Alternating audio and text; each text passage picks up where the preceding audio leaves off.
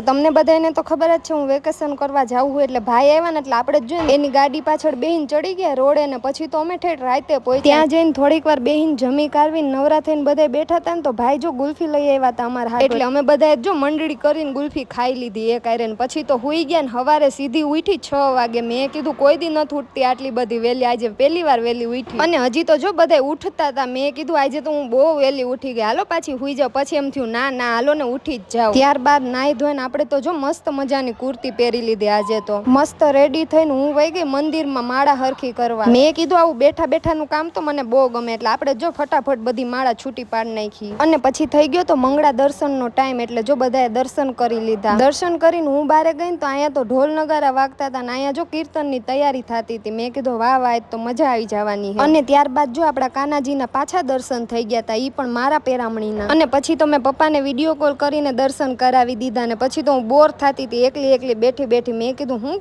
કરું આમથી આમ જોતી હતી માણા આવતા હતા ને અને પછી તો જો આપણા હાથમાં પ્રસાદી આવી ગઈ હતી ઈ પણ બે એટલે આપણે તો વારા ફરતી વારા 2 પેંડા ખાઈ લીધા અને ત્યારબાદ ત્રીજી વાર પાલના દર્શન કરી લીધા આપણે તો અને એક બાજુ દર્શનની લાઈન પણ એટલી હતી અને આજે તો આપણે ભજન કીર્તનમાં લાગી ગયા જો પછી હું પાછી બારે જઈને જોયું તો કેટલું બધું પબ્લિક થઈ ગયું હતું એટલી વારમાં તો અને પછી કૃષ્ણ ભગવાનના હાલડાનો ટાઈમ થઈ ગયો હતો એટલે જો વારા ફરતી વારા બધાય છોકરાના હાલડા ગાયા અને પાછળ જે બેકગ્રાઉન્ડ અવાજ આવે છે ને એને ઇગ્નોર કરજો કેમ કે હું અત્યારે હવેલીમાં છું એટલે હવેલીમાં તો પબ્લિક રહેવાનું જ છે અહીંયા તો મારે કોઈને ના ન પડાય કે હું એડિટિંગ કરું છું તમે અવાજ ન કરો અને ત્યારબાદ એક નાનું બેબી આવી ગયું હતું એનું નામકરણ અહીંયા હવેલીમાં જ કર્યું ત્યારબાદ થઈ ગયો તો નંદ ઉત્સવનો ટાઈમ એટલે બધાય જો રાસ ગરબાઈ લેતા હતા હારો મેં કીધું ભગવાનના ધામમાં કેવી મજા હે મજા જ આવી ગઈ અને ત્યારબાદ સમય થઈ ગયો તો ડ્રાય ફ્રૂટ મનોરથનો અને આ બધું તો મેં પહેલી વાર જોયું લાઈફમાં મેં ક્યારેય જોયું જ નથી આવું બધું ત્યારબાદ બધું પતી ગયું ને એટલે હું બેહી ગઈ જો ભાભીના બેનના છોકરાને હિંચકાવા મેં કીધું તું હુઈ જા હું અનિષ્કાને રોજ હિંચકાવું હું રોજ સુઈ જાય છે અને પછી મેં સવારે ચા પીધો પછી આખો દી ચા જ નથી પીધો એટલે એક જગ્યાએ હું ગઈ અને મસ્ત મજાનો ચાનો કોટો ચડાઈ આવી ચા પાણી પીનું આવી ને તો આપણા ભાભી જો બધો સામાન હારતા હતા મેં કીધું હાલો હું હરાવું થોડોક જેટલું ઉપડે તો આજ માટે આટલું જ મળીએ કાલના નવા બ્લોગ સાથે ટાટા બાય બાય ગાઈઝ